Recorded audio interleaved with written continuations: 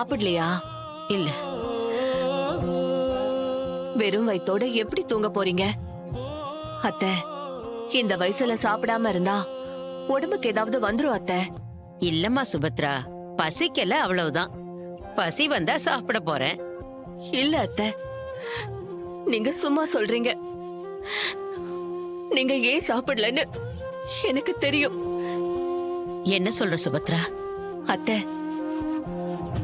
கோவில்ல நீங்க பானுமதி கிட்ட பேசினத நான் கேட்ட அத்தை. உங்க மனசு எனக்கு புரியுது அத்தை. ராகவுக்கு பானுமதியோட அண்ணன் பொண்ணு தீப்திய கல்யாணம் முடிக்கணும்.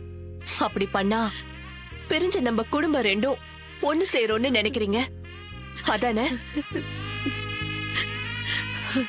அத நினைச்சுக்கிட்டு தானே இப்படி சாப்பிடாம உங்களை வருத்திக்கிட்டு இருக்கீங்க. நான் சொல்றது சரிதானே அத்தை? அதுதானே உங்க ஆசை? அது என்னோட ஆசை மட்டும் இல்லம்மா, என் மூத்த பையனோட ஆசையும் தான்.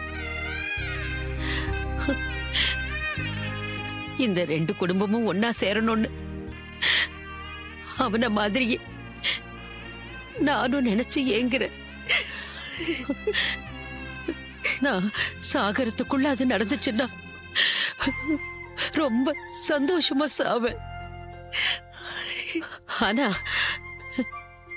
எனக்கு உன் ஆசைதான் முக்கியம். நீ ஜாதக பொருத்தம் பார்த்து எல்லா பொருத்தமும் சரியா இருந்தாதான் இந்த கல்யாணத்தை பண்ணணும்னு நீ இவ்வளவு நாளா காத்துக்கிட்டு இருந்த. இப்பதான் அது நடந்திருக்கு. அது நிறைவேறணும்ல. எனக்கு எனக்கு எனக்கு நீதான் முக்கியம். அத்தை, உங்க விருப்பத்தை எனக்காக மறைச்சுக்கிட்டு இருக்கீங்க. இந்த மனசு யாருக்கு வரும் சொல்லுங்க? நீங்க மாமியாரா கிடைச்சது என் பாக்கியம் அத்தை. சுபத்ரா, சாதாரணமா இந்த வீட்டுக்கு வேலை செய்ய வந்தவனா என்ன இந்த வீட்டுக்கு மருமகளாக்கி அழகு பார்த்தவரு உங்க பெரிய மக பார்த்திபன் அண்ணன். அவரை நான் அண்ணன்னு தான் சொல்லுவேன். அவர் செஞ்ச உதவிய நான் எப்பவுமே மறக்க மாட்டேன். அதே மாதிரிதான் நீங்களும்